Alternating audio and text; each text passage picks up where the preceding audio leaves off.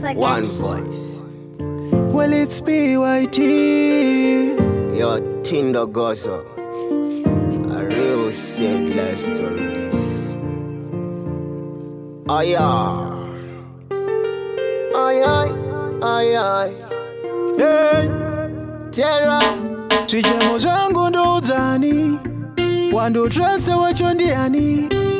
Kushanda ndinozama life aichinje neiko yaniko akasunga life yangu necheni akandikakisa daya sunungura zvangu zvimbofa yawo akasunga life yangu necheni akandikakisa daya sunungura zvangu zvimbofa yawo mutsvaga una amonipopela kana iri motango iripa handisunungure handiregerere ukadikisa ndisunungure chipere. My God, inini ndaneta muswe wangu ndapeta ndombozama kushingirira ndichiti zichaita peta